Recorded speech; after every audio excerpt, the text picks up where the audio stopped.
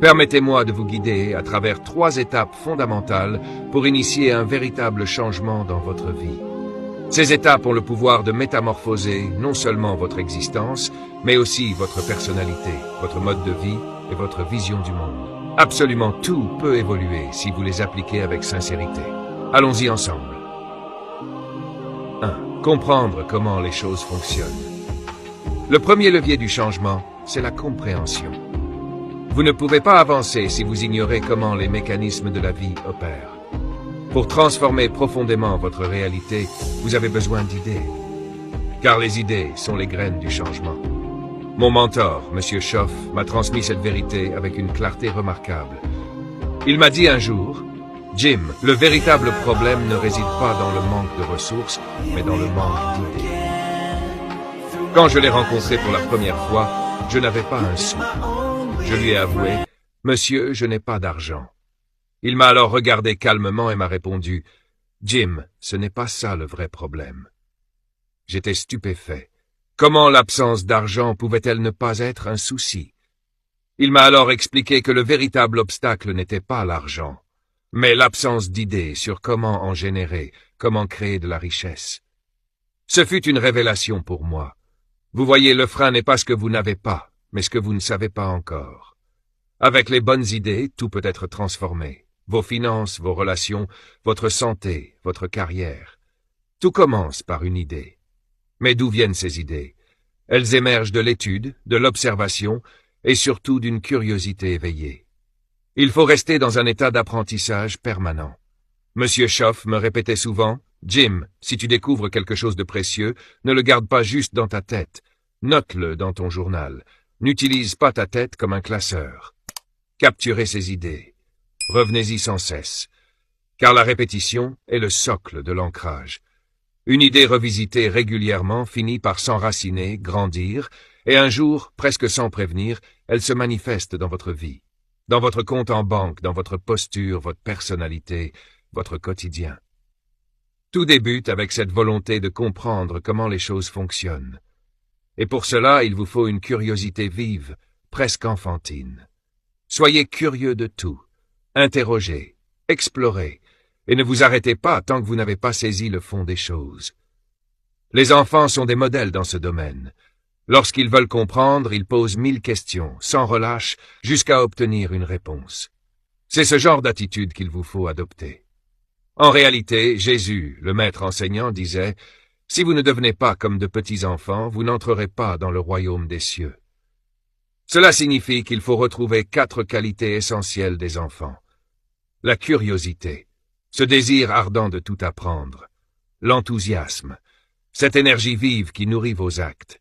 La foi, cette conviction que les choses s'arrangeront et que vos efforts seront récompensés. La confiance en vous, en le processus et en la sagesse de ceux qui ont déjà parcouru ce chemin. Le monde est en perpétuelle évolution. Ceux qui réussissent véritablement sont ceux qui savent s'adapter avec agilité aux nouvelles réalités.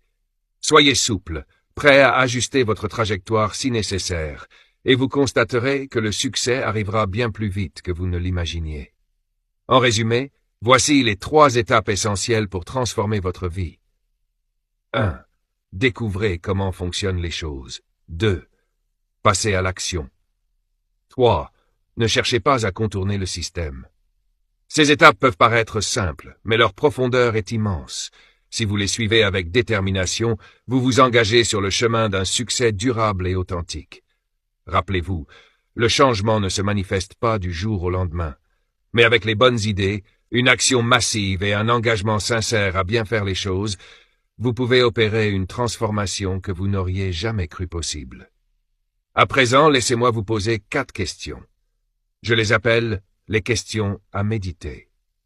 Elles ont profondément marqué mon parcours et j'espère qu'elles auront autant d'impact pour vous. Première question, pourquoi? Pourquoi devons-nous fournir tant d'efforts? Pourquoi tant de cours, tant d'années à l'école, tant de lectures, de notes, de discipline? C'est une question pertinente. Et la meilleure réponse à pourquoi, c'est d'en poser une autre. Pourquoi pas? Pourquoi ne pas lire autant de livres que possible? Pourquoi ne pas suivre le plus de formations disponibles? Pourquoi ne pas cultiver toutes les compétences possibles? Pourquoi ne pas découvrir jusqu'où vous pouvez aller, combien vous pouvez accomplir, ce que vous pouvez offrir au monde, à votre entourage, à vous-même? C'est cela l'héritage que nous partageons tous, en particulier ici, en Amérique. La liberté d'explorer, de construire, d'évoluer. Quand une telle opportunité nous est offerte, pourquoi ne pas l'embrasser pleinement? Il y a une forme de magie dans cette simple question. Pourquoi pas? Elle ouvre des portes dans l'esprit. Elle bouscule les habitudes, défie les limites, éveille notre potentiel.